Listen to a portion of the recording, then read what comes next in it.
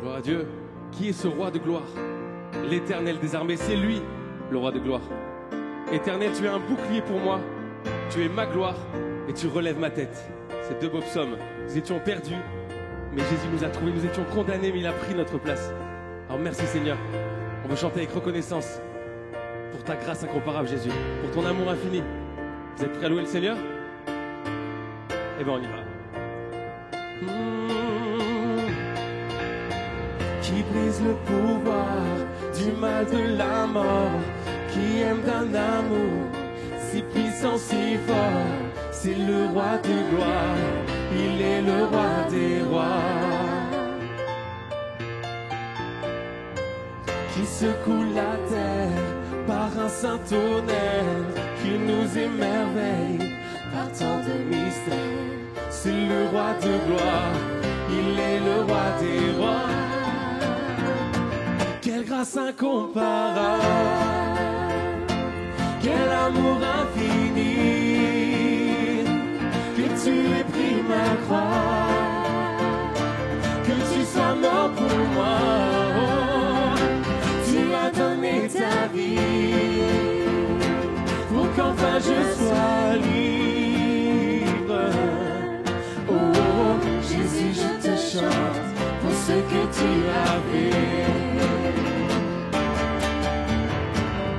Ramène la paix dans la confusion, change les orphelins en fils et en filles. C'est le roi de gloire, il est le roi des rois. Qui règne sur les peuples dans la vérité, brille comme le soleil, c'est tout son éclat. C'est le roi de gloire, il est le roi des rois. Incomparable, quel amour infini, que tu aies pris ma croix, que tu sois mort pour moi. Tu as donné ta vie pour qu'enfin je sois libre. Oh, oh, Jésus, je te chante pour ce que tu as fait.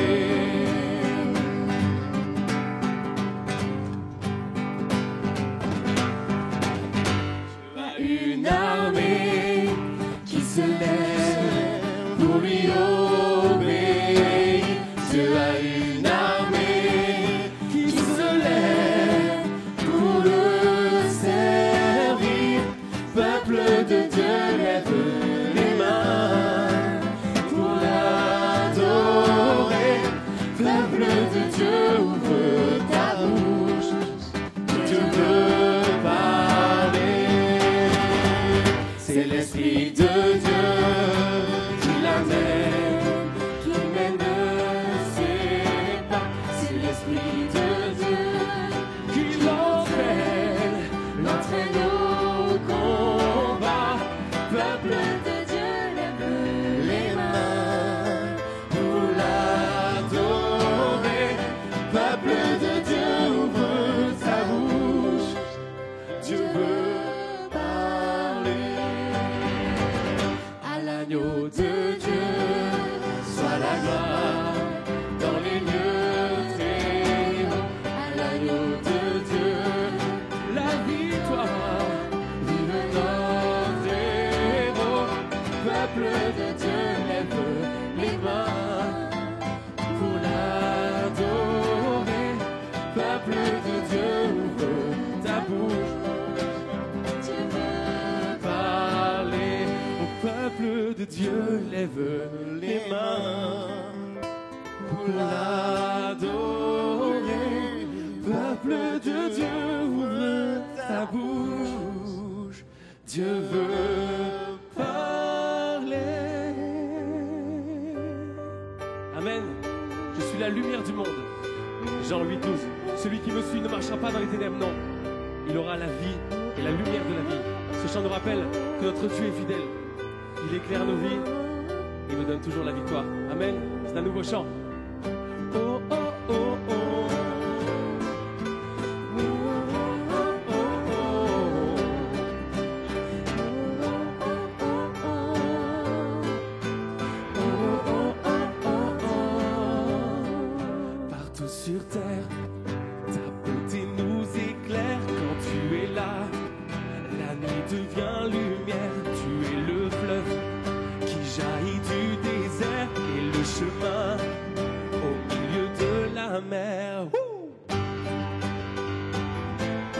ce couplet ensemble. Partout sur terre. Partout sur terre, ta beauté nous éclaire quand tu es là.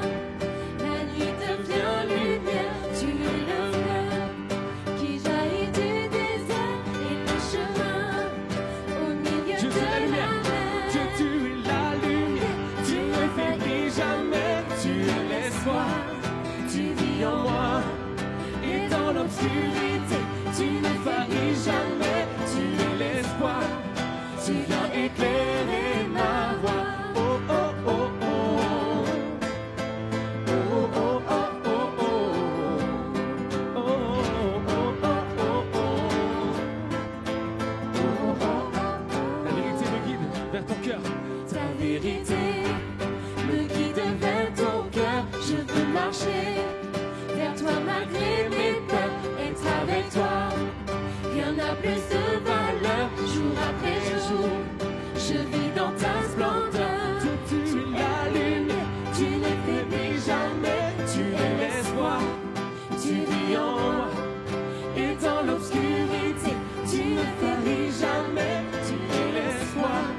Tu viens éclairer ma voie. Oh oh oh oh. Oh oh oh oh oh oh. Oh oh oh oh. Oh oh oh oh oh.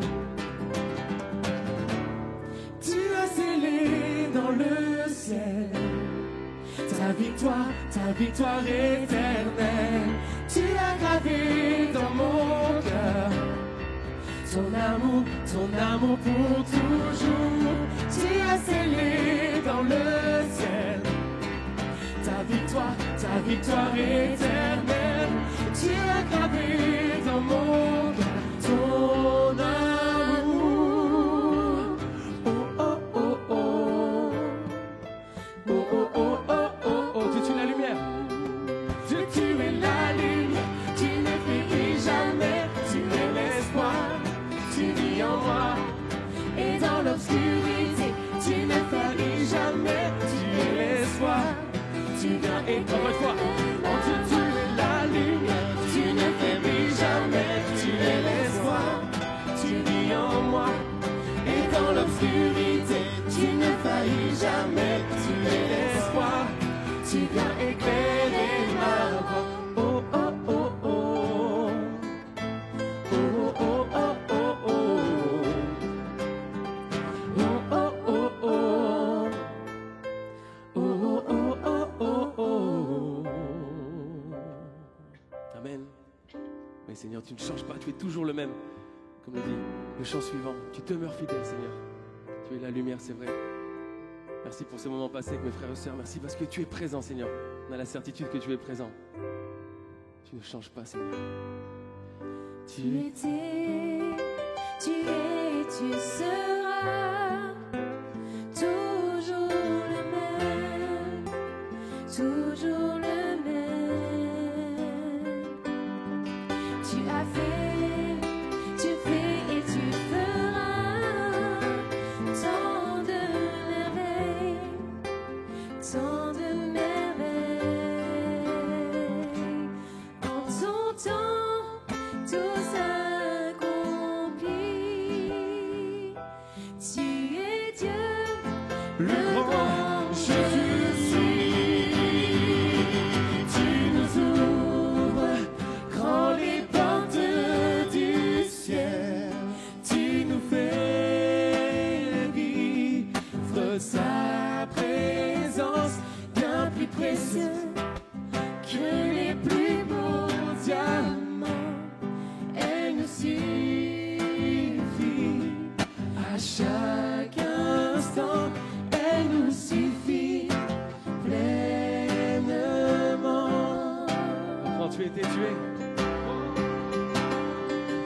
tu étais, tu es, tu seras toujours le même, toujours le même. Tu as fait, tu fais et tu feras tant de merveilles, tant de merveilles. En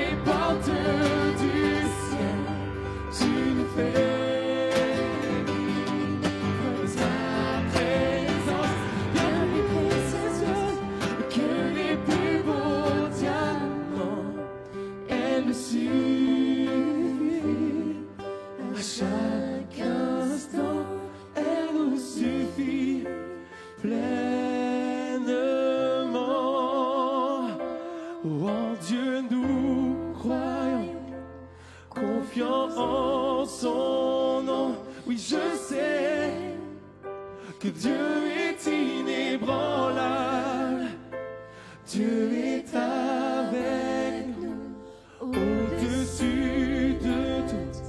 Je sais que Dieu est inébranlable. Dieu est inébranlable. Ésaïe 41, ne crains rien, car je suis avec toi. Ne promène pas des regards inquiets, car je suis ton Dieu. Je te fortifie, je viens à ton secours. Je te soutiens de ma droite triomphante. Amen. Merci Jésus, parce que tu es là, présent dans toutes nos batailles, Seigneur. Tu es toujours à nos côtés, tu es fidèle, inébranlable. Merci Seigneur, parce que tu nous rassures, tu nous conduis, tu nous mènes à la victoire, Seigneur. En toi nous croyons, Seigneur. Et on veut vivre pour toi, on veut t'apporter cette louange. On y va comme mon âme est accablée.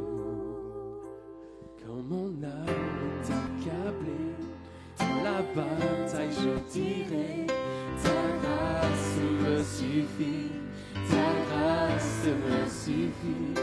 Lorsque je suis éprouvé, je ne suis pas délaissé, car toi ça me suffit, car toi ça me suffit. En Dieu nous croyons, confiants en son nom. Je sais que Dieu est inébranlable. Dieu est avec nous, au-dessus de tout. Je sais que Dieu est inébranlable. Dieu est inébranlable.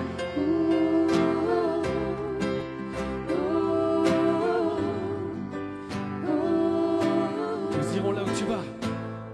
Nous irons là où tu vas. Dans l'inconnu, tu es là. Tu marches devant nous. Tu marches devant nous. Conduis mon cœur dans tes voies, car je veux vivre pour toi. Tes promesses sont certaines. Tes promesses sont certaines. En Dieu nous croyons, confiants en son nom. Je sais que Dieu est inébranlable. Dieu est avec nous. Dieu est avec au-dessus de tout.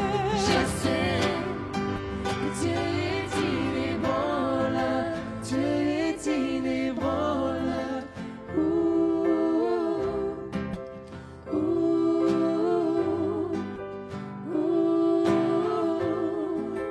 Dieu est inébranlable.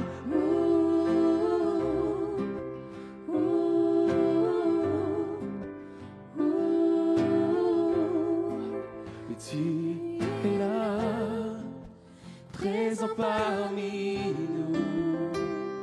Je t'adore, je t'adore. Tu es là, agissant parmi nous. Je t'adore, je t'adore. Tu ferais un chemin au Père des mille. Tu tiens tes promesses, lumière dans les ténèbres. Mon Dieu, c'est ce que tu es. Tu ferais un chemin au Père des miracles. Tu tiens tes promesses, lumière dans les ténèbres. Mon Dieu, c'est ce que tu es. Tu es là, présent parmi nous.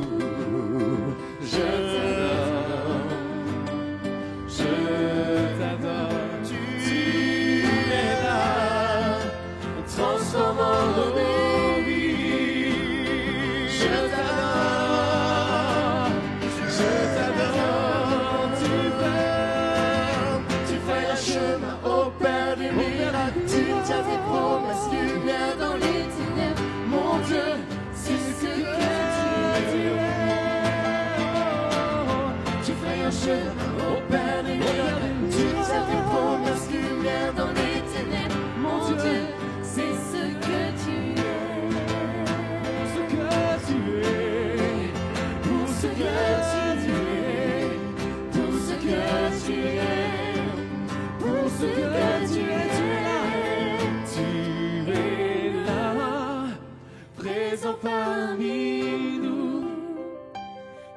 t'adore, je t'adore. Tu es là, agissant parmi nous. Je t'adore, je t'adore, je t'adore. Oui, je t'adore.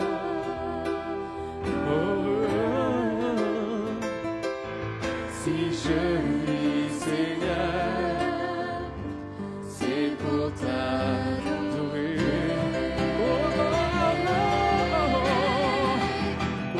Je t'adore. Oui, je t'adore.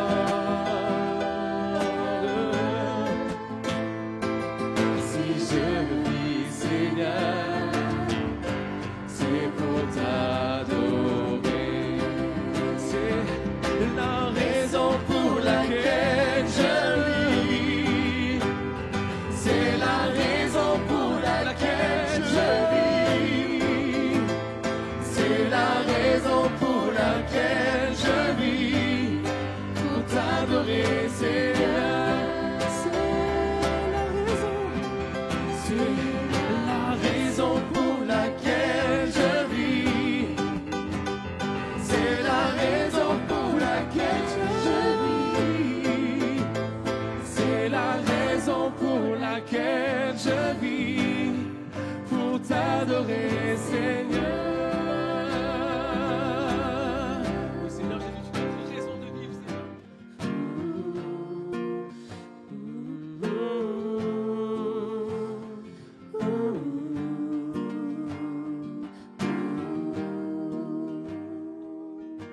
Rien ne saurait me détourner de ton amour, il dure à jamais. Et guide mes pas chaque jour, je tiendrai bon. Je compterai sur toi.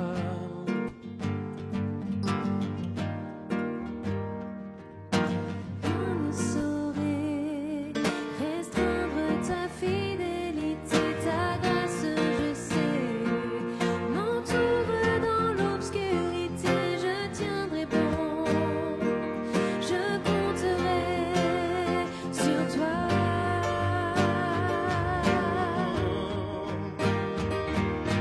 Je ne peux saisir tes voies, mais je me confie en toi. Tout mon espoir est établi sur ton amour et ta justice. Je ne suivrai nulle autre voie. Je me confie, m'appuie sur toi. Je tiendrai bon. Je compterai sur toi.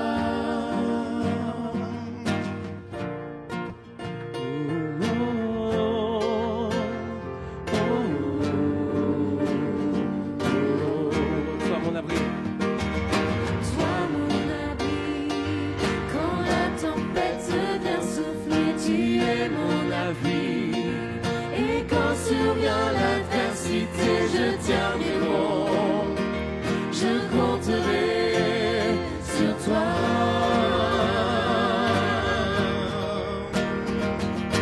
Je ne peux saisir tes voies, et je me confie en toi.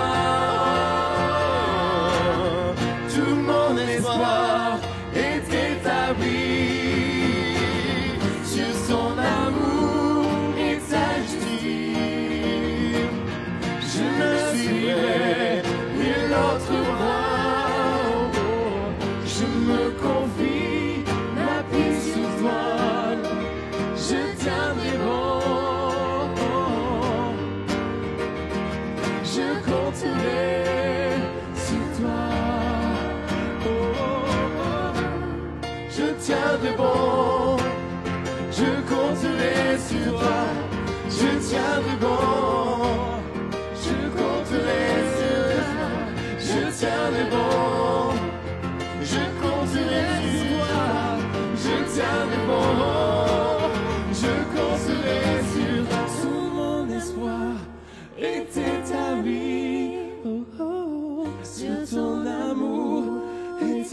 justice.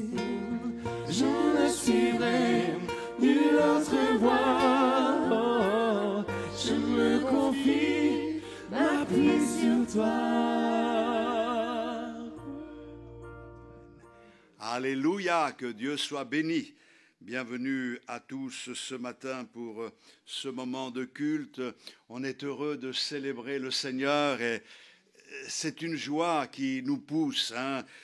Chaque fois, je me fais la réflexion et encore ce matin, je ne veux pas tomber dans l'habitude, dans la religiosité où je viens au culte, je chante des cantiques, il y a des prières, on écoute le message, tant bien que mal, on s'en va. On a accompli notre devoir religieux, on est content pour la semaine. Non, nous voulons venir avec cette disposition. Vous vous souvenez de cette femme qui était atteinte de la perte de sang et qui avait vu tous les médecins, elle avait dépensé tout son argent, mais rien n'y faisait. Elle s'est dit quelque chose en sachant que Jésus passait pas loin de chez elle. Si seulement je pouvais toucher le bord de son vêtement. Pas grand-chose, mais ça, je serais guéri. Elle est venue au milieu de la foule, elle s'est faufilée, elle a enfreint la loi, parce qu'elle ne pouvait pas trop s'approcher, mais elle est venue, elle a tendu le bras par derrière certainement, paf, elle a touché le bord du vêtement de Jésus. Et à ce moment-là, la force du Seigneur sortie de lui a guéri cette femme. Et le Seigneur a dit, qui m'a touché? Et les disciples, mais qui t'a touché? Tout le monde te presse, là, tout le monde te touche. Non, il y a différentes manières de toucher le Seigneur. Ce matin, je viens dans la présence du Seigneur avec ce désir. Seigneur, je veux toucher. Je veux toucher pas le bord de ton vêtement, mais je veux poser ma main sur toi. De la même manière que le Seigneur pose sa main sur nous, et nous le savons quand il pose sa main sur nous, nous pouvons poser notre main sur le Seigneur, comme on poserait la main sur l'épaule d'un ami, et de pouvoir sentir cet amour, cette amitié, cette force, cette grâce qui nous est communiquée par le Seigneur ce matin. Je ne veux pas repartir comme je suis venu. Oui, je vais repartir avec ma voiture, j'espère, si elle est encore là. Mais je veux dire par là que quelque chose doit se passer dans ma vie de grand, de glorieux. À Dieu soit la gloire. Il est doux et agréable pour des frères de demeurer ensemble. C'est là que le Seigneur envoie la bénédiction et la vie pour l'éternité. Je voudrais que l'on revienne à la Genèse, dans le livre de la Genèse, et qu'on lise un texte bien connu qui va nous lancer dans notre réflexion. Nous lirons un autre texte ensuite. Dans le Nouveau Testament, dans 2 Timothée au chapitre 3. Donc, Genèse 3, 2 Timothée 3. Alors, Genèse 3 dit ceci. Le serpent était le plus rusé de tous les animaux des champs que l'Éternel Dieu avait fait. Il dit à la femme, Dieu a-t-il réellement dit, vous ne mangerez pas de tous les arbres du jardin? La femme répondit au serpent, nous mangeons du fruit des arbres du jardin. Mais quant au fruit de l'arbre qui est au milieu du jardin, Dieu a dit, vous n'en mangerez point et vous ne toucherez point, de peur que vous ne mouriez. Alors le serpent dit à la femme, vous ne mourrez point, mais Dieu sait que le jour où vous en mangerez, vos yeux s'ouvriront et que vous serez comme des dieux connaissant le bien et le mal. La femme vit que l'arbre était bon à manger, agréable à la vue, et qu'il était précieux pour ouvrir l'intelligence. Elle prit de son fruit et en mangea, elle en donna aussi à son mari, qui était auprès d'elle, et il en mangea. Amen. Vous connaissez la suite, ça a été la catastrophe, la cassure, la séparation d'avec Dieu, le sentiment de nudité, de pauvreté, de misère, de honte. Et nous savons que par le premier Adam, le péché s'est répandu à tous les hommes. Heureusement, nous avons attendu le second Adam. Jésus est venu pour rétablir les choses. En lui, nous avons le pardon des péchés et la vie éternelle. Mais je vais vous expliquer tout cela. Nous allons lire dans 2 Timothée au chapitre 3, le verset 16. Voici ce que dit l'apôtre Paul à ce jeune serviteur de Dieu qui était Timothée. Toute écriture est inspirée de Dieu et utile pour enseigner, pour convaincre, pour corriger, pour instruire dans la justice, afin que l'homme de Dieu soit accompli et propre à toute bonne œuvre. Amen.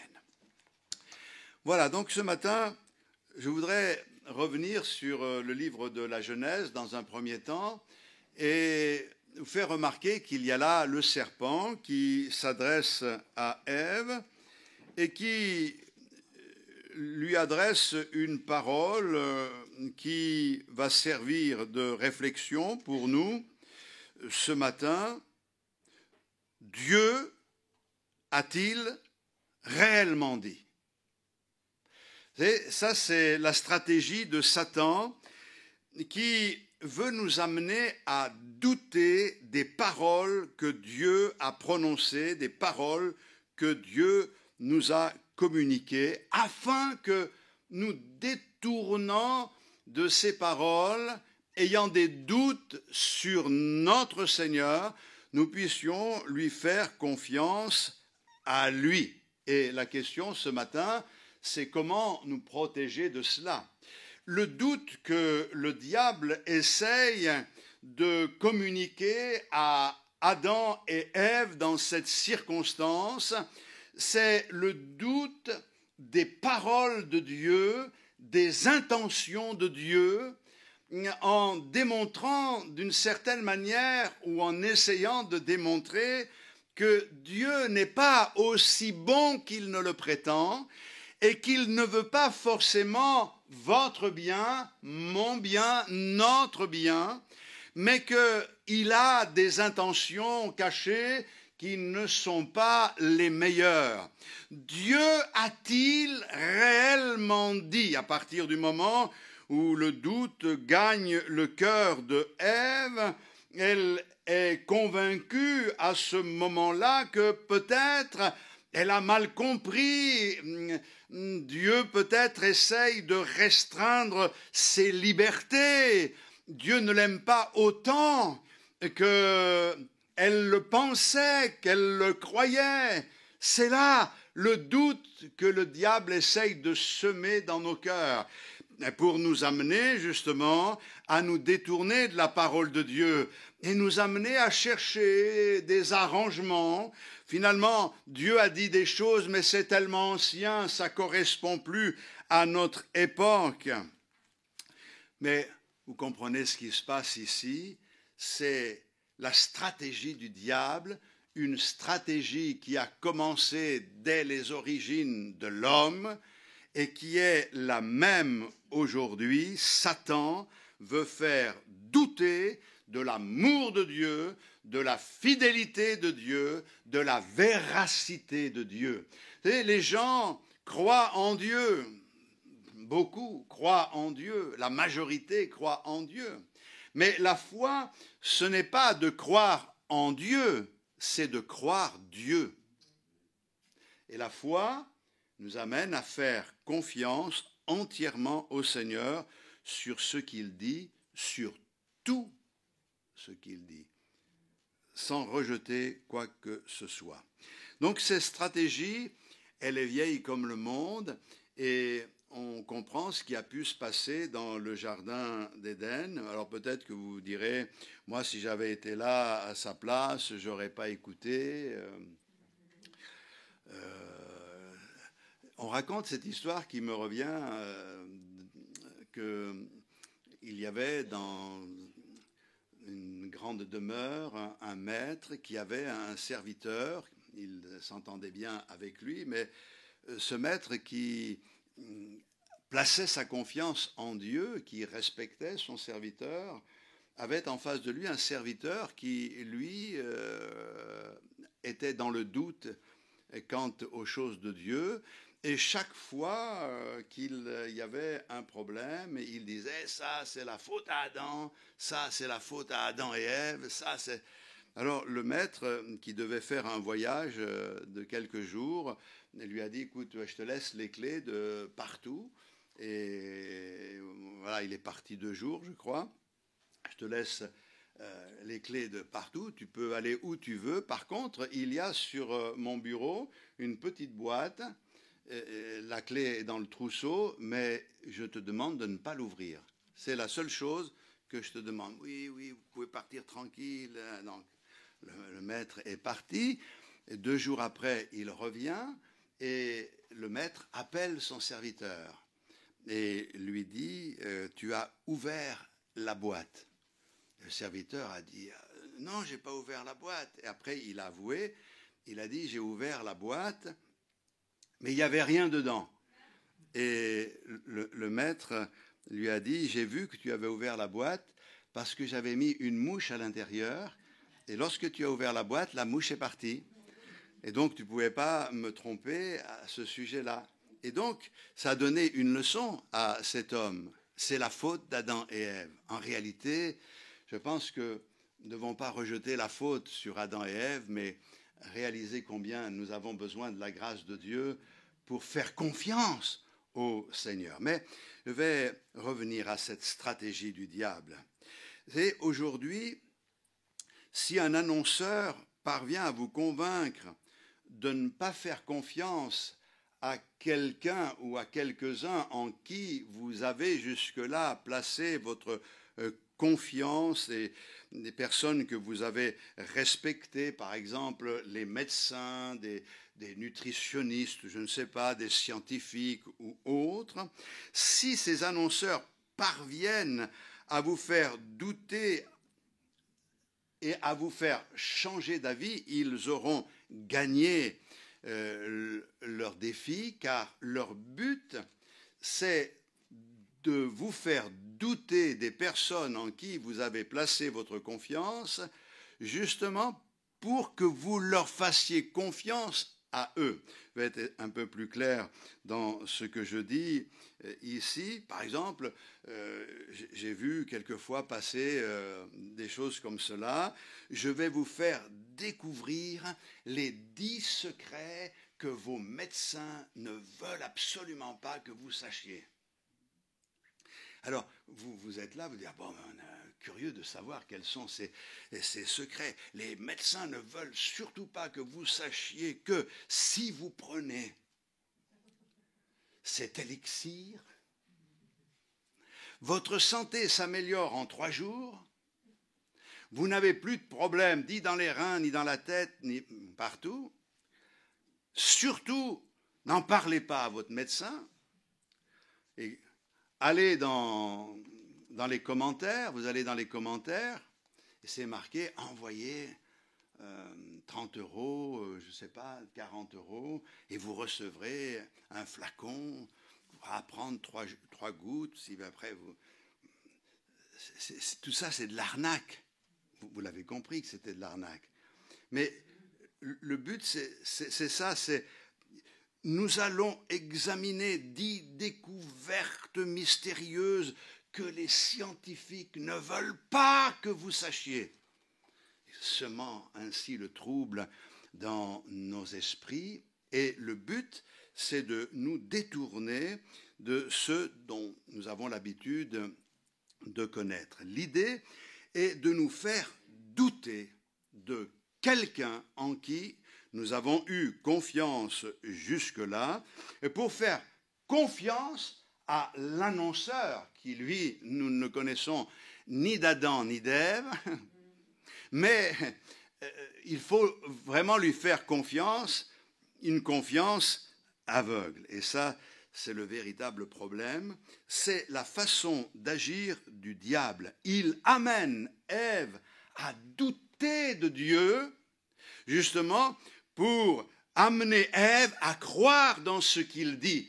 Mais non, après avoir semé le doute, il dit, mais non, vous ne mourrez pas. Ève dit, si nous mangeons, nous pouvons manger de tous les fruits qui sont dans ce jardin, mais pas du fruit de l'arbre qui est au milieu du jardin, car Dieu a dit, le jour où vous en mangerez, vous mourrez. Mais non, vous ne mourrez pas.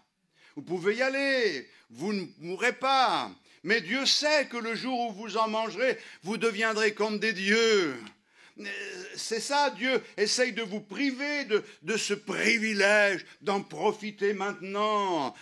Dieu essaye de limiter vos libertés et de vous empêcher de jouir pleinement de ce fruit qui est délicieux.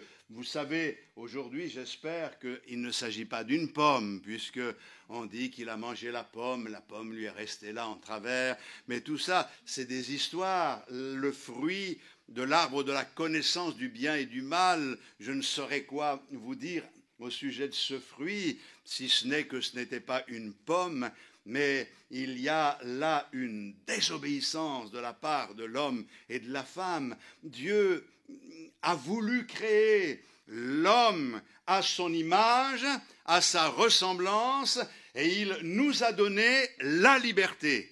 Et la liberté, c'est quoi? C'est de pouvoir choisir. Et c'est pour cette raison que dans le jardin, il y avait tous les fruits possibles pour l'homme et la femme, mais il y avait un arbre auquel il ne fallait pas toucher. Il fallait que la volonté de l'homme soit ainsi exercée. Comprenons-nous bien, Dieu est en train de dire, je te donne tous les fruits, et des fruits, il n'en manque pas. Il y en a un que je ne veux pas que tu touches, un seul. Eh bien, vous remarquerez que c'est celui-là qui a intéressé l'homme et la femme. La liberté, c'est de choisir de croire en Dieu ou de choisir de ne pas croire. C'est de choisir de faire confiance à sa parole ou de choisir à ne pas faire confiance. Mais c'est tout ou rien. On ne peut pas dire, moi, je fais confiance au Seigneur sur certaines choses et d'autres non. Comme disait une jeune fille il y a quelques années, moi je crois que la parole de Dieu est dans la Bible, mais je ne crois pas que la Bible soit la parole de Dieu. Explique-moi comment tu peux faire ça. Eh bien, je lis la Bible et quand je sens que c'est la parole de Dieu, c'est la parole de Dieu. Si je sens que ce n'est pas la parole de Dieu, ce n'est pas la parole de Dieu. Oui, mais alors, ça me pose un problème, jeune fille. C'est que si on ne sent pas les mêmes choses, on n'a pas les mêmes paroles de Dieu. Donc, il y a confusion. En réalité, ça, c'est déjà être tombé dans les pièges de l'adversité. La question que nous devons nous poser ce matin, elle est simple. Pouvons-nous faire confiance à Dieu? Je crois que le sens de ce passage que nous avons lu dans 2 Timothée est là. Toute écriture est inspirée de Dieu et utile pour enseigner, convaincre, corriger, instruire dans la justice, afin que l'homme de Dieu soit accompli et propre à toute bonne œuvre. Toute écriture. La Bible a été voulue par Dieu. Dieu a voulu nous laisser des écrits. Les hommes ont lutté contre ce livre. Et dans les générations passées, certains se sont levés avec l'idée de détruire la Bible pour qu'elle n'existe pas, ou plus. Mais encore aujourd'hui, la Bible est ouverte dans bien des endroits. C'est le livre le plus lu. C'est un livre auquel on est attaché. Au travers de la parole de Dieu, il y a bien des choses qui se passent, des choses glorieuses. Les ennemis de la Bible n'ont pas réussi, car le Seigneur a fait une promesse, c'est que sa parole restera intacte jusqu'à la fin. Il ne se perdra pas un trait de lettre. Et mes frères et sœurs, j'en profite ce matin, dimanche, on a eu des baptêmes, pour revenir à cette base. La base, c'est de placer notre confiance en Dieu. Ce que nous savons de Dieu est dans la Bible. Je place ma confiance dans la parole qui a été écrite. La parole, c'est la parole écrite, la parole faite livre, mais c'est aussi la parole faite chair. Jésus est la parole. La parole faite chair, venue parmi nous pour nous sauver, est la parole faite livre, pour que nous puissions savoir comment nous conduire, où aller, dans quelle direction nous orienter afin de faire l'œuvre du Seigneur. La parole de Dieu est un livre extraordinaire. Et quand on fait confiance au Seigneur, quand on place notre foi en lui et en sa parole, cette parole nous est profitable, car cette parole peut changer notre manière de penser et faire de nous des hommes et des femmes meilleurs. Je crois dans le pouvoir de la parole de Dieu. La parole de Dieu change ma manière de concevoir les choses et fait de moi un meilleur serviteur de Dieu. La parole de Dieu a le pouvoir de transformer nos vies. Et encore aujourd'hui, après des années de conversion, nous avons été changés par le miracle de la nouvelle naissance, mais par le moyen de la parole, nous sommes sanctifiés, transformés par le Seigneur. La parole de Dieu continue à nous changer pour nous amener à ressembler toujours plus à celui qui est notre modèle, notre Seigneur Jésus-Christ. Que dit l'Épître aux Hébreux au chapitre 4 ?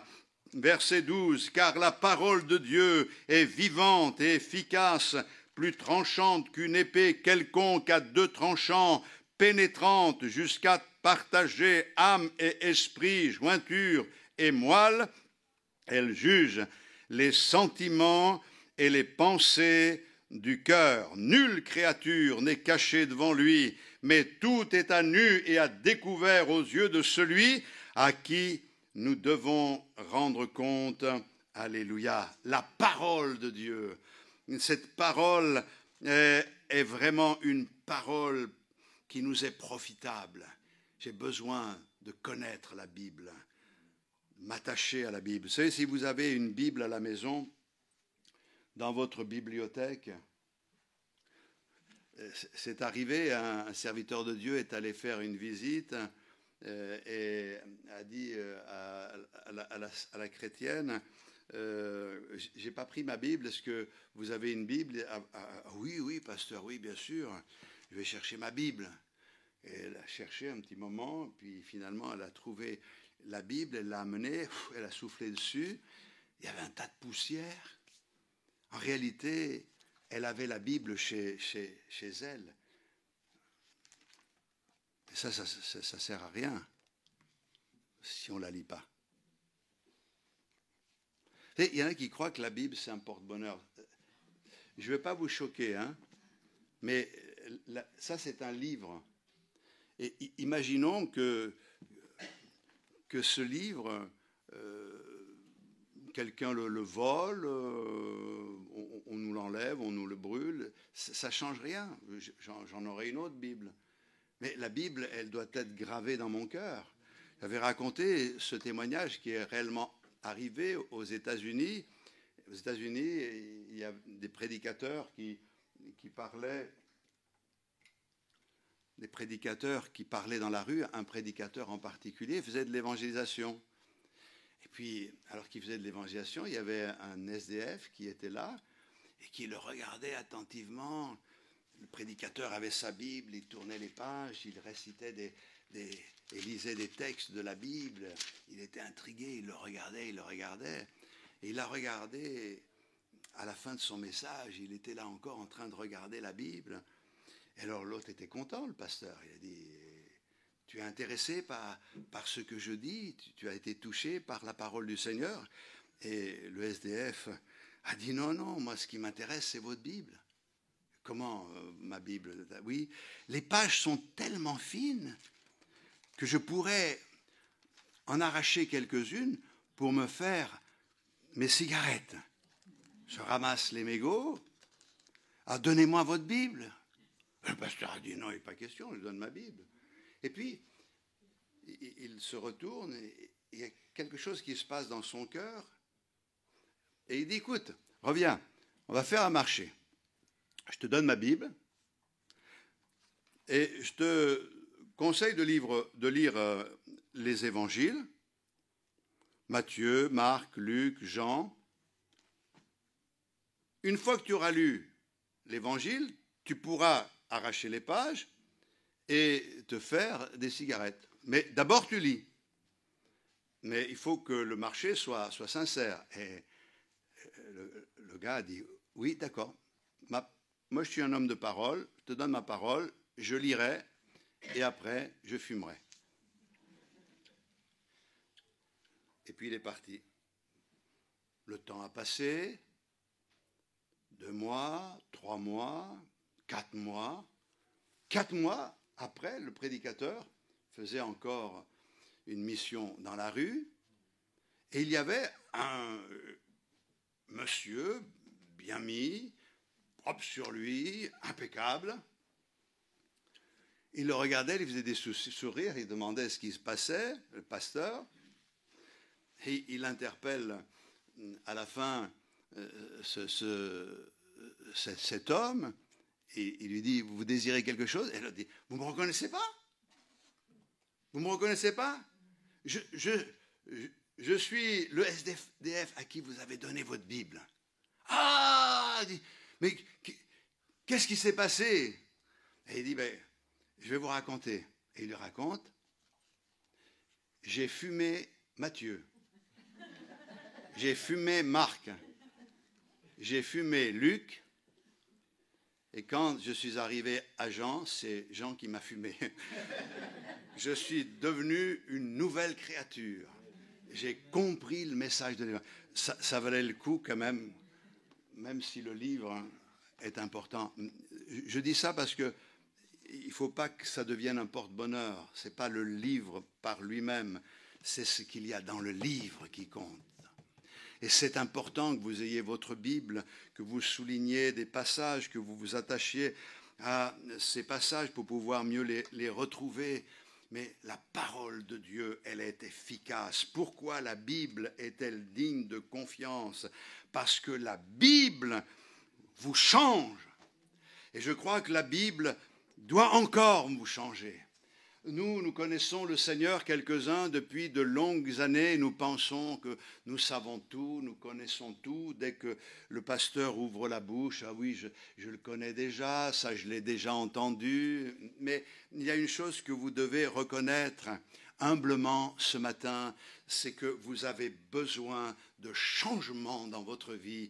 Vous avez besoin que la parole de Dieu fasse son œuvre. Nous avons besoin de secouer notre religiosité qui nous entraîne dans une forme de léthargie où on se laisse endormir par le diable et par des raisonnements qui ne sont plus des raisonnements qui s'inspirent de l'Écriture, mais on s'inspire uniquement de choses que l'on entend. Le message du pasteur, c'est une chose, mais on va chercher sur Internet des choses. Alors tout ça, oui, on se laisse bercer par des choses qui, on ne vérifie même pas si dans les Écritures c'est la vérité. Pourtant, la Bible insiste sur le fait que nous devons être sérieux. Les gens de Béret examinaient dans les Écritures pour voir si ce que Paul disait était la vérité. On a besoin de s'imprégner de la parole de Dieu, de la connaître, de la lire, de la méditer, de la faire nôtre, afin de pouvoir grandir. Rien ne peut remplacer ce traitement qui nous est personnel.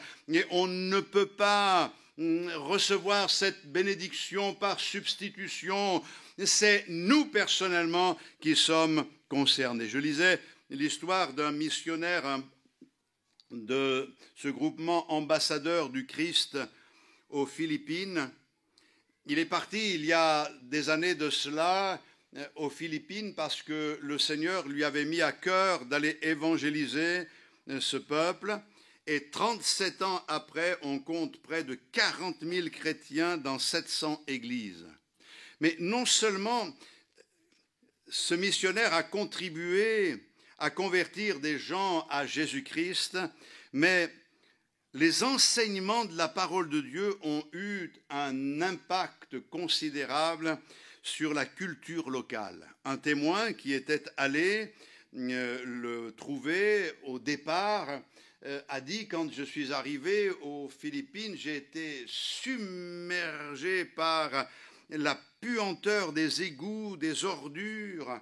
Les habitants vivaient dans des conditions insalubres. C'était quelque chose d'épouvantable. Il parlait de cela, mais avec l'influence de la Bible, il y a quelque chose qui s'est passé. Il y a quelque chose qui s'est produit au point que ça a touché les autorités locales de la ville dans laquelle il était. Les autorités de la ville, étant impressionnées par l'influence de la parole de Dieu, ont décidé de faire des changements. Ils ont mis en place des évacuations d'eau, des choses, etc., pour éliminer les poubelles. Et ce qui s'est passé, c'est que la Bible a été, à partir de là, enseignée même dans les écoles. C'est-à-dire qu'il y a un changement qui s'opère dans nos vies, mais ça apporte un changement même au niveau de la société. La parole de Dieu, elle est extraordinaire. J'ai vu des choses glorieuses se produire dans ce domaine-là. Je me souviens de cet homme qui est venu. C'était un homme, un SDF, qui était dans un état lamentable. Alors nous devons faire attention à notre comportement. Il était dans notre église et certains le regardaient un petit peu parce que c'est vrai que ça sentait pas bon, mais il était là. Et l'important, c'est de saisir l'occasion. Et l'occasion a été saisie. Cet homme-là a été touché par la grâce de Dieu. Je l'ai revu dans la semaine, à la réunion. 3 ou 4 jours après, il avait une belle veste, un pantalon tout propre, rasé. Il était allé chez le coiffeur. Il était rayonnant de joie. Le Seigneur avait changé sa vie. Et alors qu'il travaillait chez son neveu à la vigne, il a été mordu par une vipère. Et comme il était tout seul et qu'il savait qu'il ne fallait pas courir et qu'il ne pouvait pas avoir de soins jusqu'à ce que son neveu vienne en fin de journée, il s'est mis à genoux dans la vigne et il a crié au Seigneur, il a imploré le Seigneur de tout son cœur. Et le soir, il est venu à la réunion en témoignant de ce que le Seigneur avait fait pour lui. Le Seigneur l'a gardé, le poison n'a pas fait d'effet. Dieu est puissant, à Dieu soit toute la gloire. Lorsque la Bible est prise au sérieux, les hommes, les nations, les cultures changent. Quand on marche avec le Seigneur, on respecte la planète. On n'a pas besoin qu'on nous rabâche les mêmes choses sans arrêt. On sait que ça appartient au Seigneur, mais on fait ce qui est nécessaire. Pour cela, toute écriture est inspirée de Dieu et utile. Et je crois que c'est très important de le dire ce matin. C'est dans un État américain, je crois que c'était au Kentucky,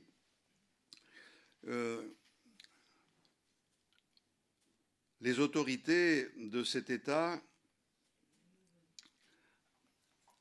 ont exigé que les 10 commandements soient affichés dans les écoles. Mais ça n'a pas plu, et donc il y a eu un procès, et pour aller directement à la conclusion, la Cour suprême a ordonné de retirer toutes ces affiches des 10 commandements. Et la raison, je vais vous la lire. Écoutez bien la raison. Je vous donne l'ordre d'enlever toutes les affiches de toutes les écoles des 10 commandements. Afficher les commandements au mur peut inciter un élève à lire, à méditer et à obéir à ce qui est écrit. Ben, gloire à Dieu. C'est pour ça. Moi, je crois que celui qui lit, qui médite, est convaincu et il est incité par le Seigneur à obéir pour que sa vie soit transformée. La Bible a le pouvoir de nous influencer et de nous orienter dans la bonne direction, dans notre façon de penser. Ça n'a rien à voir avec la religion fanatique aujourd'hui, ici ou là. Nous, on est prêt à défendre Dieu en tuant les autres. Ça, c'est pas l'évangile d'un Dieu qui est grand. Vous savez, si Dieu est grand, il n'a pas besoin de tes petits bras musclés pour se défendre. Dieu n'a pas besoin de toi pour le défendre. La seule chose que tu peux faire, c'est de vivre quelque chose d'authentique. Vous savez, dans un autre domaine, il est dit dans la première épître de Pierre que les femmes dans les foyers aient une bonne attitude, aimant le Seigneur, aimant leur mari. Et s'il y a des inconvertis parmi ces maris-là, eh bien, leur manière de vivre, sans parler, dit l'Écriture, va finir par toucher le cœur. Ça veut dire qu'il y a une influence extraordinaire qui s'opère par la parole de Dieu, capable de changer les mentalités. Et moi, je crois dans l'efficacité de la parole de Dieu. Vous savez, la Bible est vraiment un livre digne de confiance parce que même les anthropologues le disent. Ceux qui étudient l'histoire de l'homme, ceux qui sont des scientifiques le disent. Moi, j'ai relevé quelques déclarations. Quelqu'un a écrit, c'est un commentaire d'une étude générale, « La Bible est l'histoire », donc c'est le titre, « une grande partie de la Bible, en particulier les livres historiques, sont des documents historiques aussi précis que tous ceux dont nous disposons depuis l'Antiquité, et sont plus précis que beaucoup de manuscrits égyptiens, mésopotamiens et grecs. La Bible, disent les scientifiques, est utilisée comme d'autres documents anciens en archéologie. Les événements historiques décrits ont eu lieu et les peuples cités ont réellement existé. Un peu de science éloigne de Dieu, beaucoup de science ramène à Dieu. Mais je peux vous dire une chose, c'est que la Bible ne s'est jamais contredite. Mais il y a encore autre chose. Nous croyons dans la Bible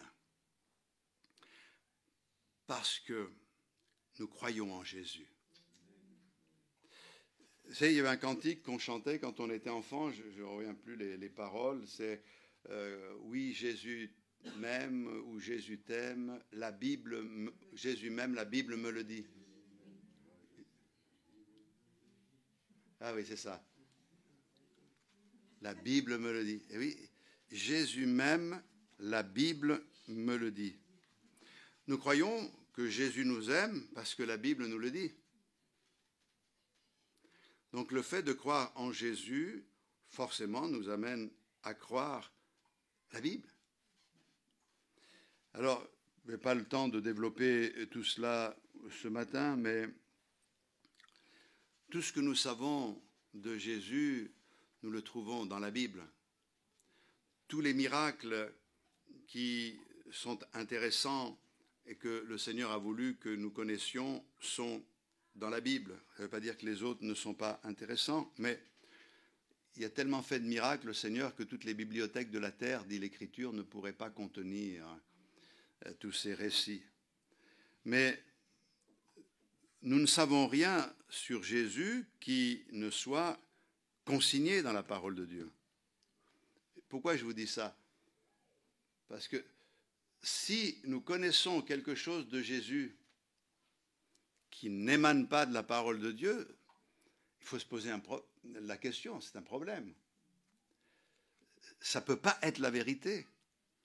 Et notre foi doit être basée sur la parole de Dieu. Je crois que la Bible est la parole de Dieu. Alors, Je vais vous donner un témoignage qui n'est pas glorieux, mais il faut que je vous le donne. Il y a des années de cela, un membre très fidèle, on va dire fidèle d'une église, d'un seul coup, cet homme, ce chrétien fidèle, a commencé à parler d'erreurs. Des erreurs qu'il aurait trouvées dans la Bible. Ça faisait des années qu'il était converti. Et il a commencé à en parler. Il y a des contradictions dans la Bible. Il y a des choses qui ne vont pas dans la Bible. Et le pasteur, donc, a essayé de lui parler et de lui expliquer que les erreurs dont il parlait n'étaient en fait pas des erreurs. Souvent, quand on trouve des contradictions, c'est parce qu'on n'est pas bien informé et on a besoin d'un complément d'information, puisque la Bible s'explique par elle-même. Mais cet homme-là a insisté pour trouver des contradictions, qu'il s'est éloigné de la parole de Dieu. Très vite, il a quitté l'Église. Mais aussi, il a abandonné sa foi et très vite, il a quitté sa femme. On a compris par la suite qu'en réalité, cet homme avait été infidèle à sa femme. Et ça l'a placé dans une situation, dans un état d'esprit particulier. Il a laissé le péché gagner son cœur, parce qu'on ne tombe pas du jour au lendemain. Quand on tombe, il y a un processus. Mais au lieu de reconnaître ses fautes, de se repentir, lorsque la parole de Dieu était prêchée, la parole de Dieu le mettait mal à l'aise. Et cet homme n'aimait pas la parole de Dieu. Il n'aimait pas la parole de Dieu, pas parce qu'elle se contredisait. Il n'aimait pas la parole de Dieu parce que la parole de Dieu le contredisait. C'est-à-dire que les gens n'aiment pas la parole de Dieu, pas parce qu'il y a des contradictions, mais parce que la parole de Dieu les met mal à l'aise. Et la parole de Dieu les met mal à l'aise, non pas pour qu'ils souffrent gratuitement, mais justement pour les amener à abandonner leurs péchés, à se repentir et à être sauvés. Quelqu'un a dit il y a bien longtemps, les hommes ne rejettent pas la Bible parce qu'elle se contredit, mais parce qu'elle les contredit. Lorsque Jésus a été crucifié, il n'avait rien fait de mal. Nous le savons. Même Pilate s'en est lavé les mains en disant « Cet homme n'a rien fait de mal. » Mais pourquoi criait-il « Crucifie, crucifie-le » Pourquoi les hommes religieux ont voulu l'abattre? C'est tout simplement parce que la vérité qui se dégageait de Jésus, la parole qu'il annonçait, les mettait mal à l'aise. Vous savez, la parole de Dieu était devenue comme une poussière dans l'œil. Vous avez déjà eu une poussière dans l'œil?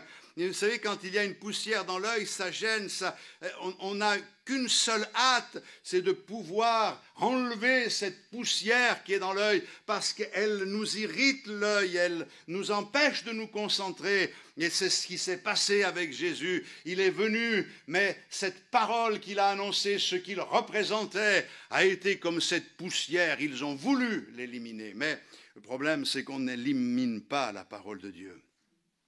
Mes frères et sœurs, la parole de Dieu nous met mal à l'aise quelquefois, peut-être parce que dans notre conscience, il y a des choses qui n'ont pas été réglées. Mais la parole de Dieu n'a pas pour but de nous mettre mal à l'aise pour que nous restions attristés.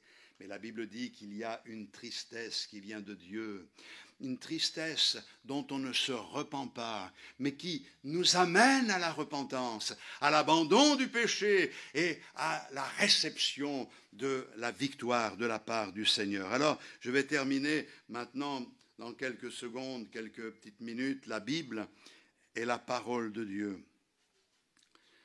Et cette parole, nous voulons la serrer dans notre cœur. Elle est le fondement de notre vie. Attache-toi à la Bible. Tout ce que les autres racontent qui n'est pas de la Bible, ne le reçois pas. Écoute-le si ça t'intéresse. Mais ne prends pas cela comme la parole de Dieu. Il y a des Bibles avec les livres apocryphes qui n'ont pas été reconnus comme étant inspirés. Ils ont certainement un intérêt, mais ils ne sont pas la parole de Dieu. La Bible, c'est 66 livres inspirés, écrits en 16 siècles, par 40 écrivains différents qui écrivent la même chose, le même message, parce qu'il n'y a qu'une seule inspiration. Si 40 écrivains écrivaient sur un sujet, un même sujet, il y aurait 40 idées différentes. Mais là, il y a l'intelligence de Dieu qui inspire les cœurs pour que nous ayons, en fin de compte, uniquement ce dont nous avons besoin de savoir pour avancer, connaître sa volonté et faire son œuvre. Et notre devise devrait être celle-ci. Là où la Bible parle, nous parlons. Là où la Bible se tait, nous nous taisons. Il n'y a rien à ajouter, il n'y a rien à retrancher. Ce que la Bible dit, nous l'annonçons. Ce que la Bible ne dit pas, nous le taisons. Notre rôle, c'est prêche la parole, annonce Jésus-Christ, attache-toi au message de l'Écriture, que la parole de Dieu puisse être la source de ta bénédiction, la source de ta force. Alors, je vais terminer, comme je l'ai dit, parce que le diable en face est menteur. Et la Bible nous dit qu'il est menteur dès le commencement. Lorsque Jésus a passé 40 jours dans le désert, le diable est venu l'attaquer alors qu'il était dans le jeûne et dans la prière. Et le diable lui a fait des promesses. Et écoute, si tu me suis, ce sera beaucoup plus facile pour toi. Hein, tu auras. Mais à ceci, Jésus a répondu par une phrase que nous ne devons jamais oublier. Jésus a combattu la tentation du diable par cette phrase « Il est écrit ». Dieu a-t-il réellement dit « Il est écrit ». Et même lorsque le diable a utilisé la parole de Dieu, sorti du contexte, le Seigneur remet les choses dans leur contexte, il est aussi écrit. Et la victoire de Jésus sur Satan, elle est une victoire qui prouve que Jésus faisait entièrement confiance dans la parole de Dieu. Il avait foi dans la parole de Dieu. Il aurait pu dire au diable, en vérité, je te le dis, mais il ne fait pas cela. Il dit, il est écrit. Pourquoi ? Parce que la victoire qu'il remporte, lui, le Dieu qui s'est fait homme, c'est une victoire qui nous ouvre la voie de notre victoire.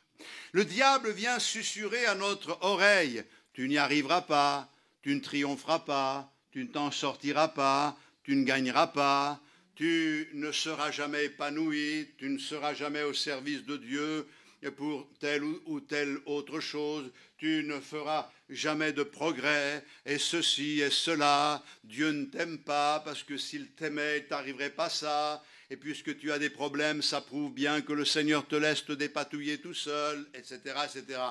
Mais il y a une autre voix que nous pouvons entendre, et cette autre voix, c'est pas Dieu a-t-il réellement dit, c'est il est écrit. Je suis avec toi tous les jours, je suis à tes côtés. J'ai connu ce combat, jeune converti dans ma vie, et j'ai eu ces moments de doute, d'hésitation. J'avais l'impression que le Seigneur m'avait lâché. Je peux vous dire que j'ai remporté une victoire extraordinaire à un moment donné, parce que c'est comme si le Seigneur me disait, mais enfin, qui vas-tu croire, le diable ou moi ?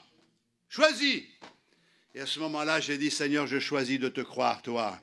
Peu importe ce que je ressens, peu importe ce qui arrive, peu importe les émotions qui peuvent être en moi, je sais une chose, c'est que le Seigneur m'aime et il m'aimera encore. Il t'aime et il t'aimera encore. Il te soutient et te soutiendra encore. Alors, ce matin, ne laisse pas le diable s'approcher comme un serpent pour te dire, Dieu a-t-il réellement dit ?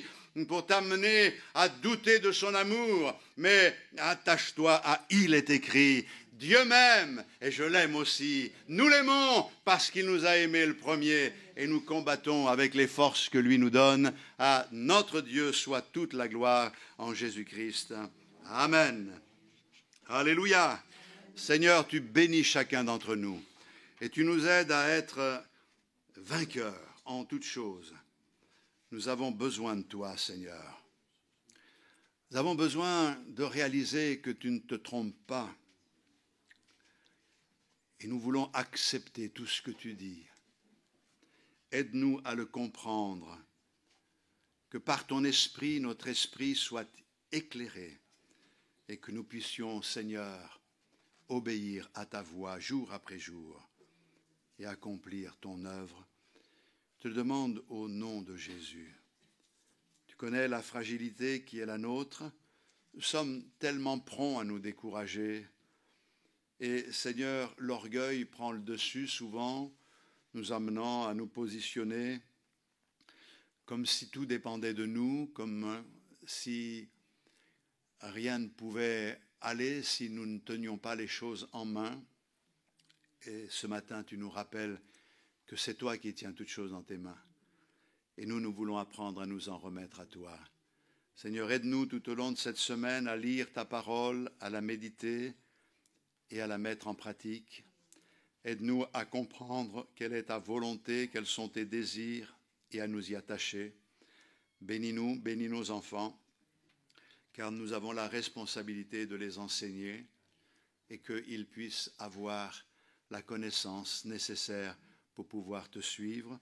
Nous te demandons ces grâces au nom de Jésus. Amen. Voilà, que Dieu vous bénisse et qu'il vous garde dans sa paix. Bon retour à tous.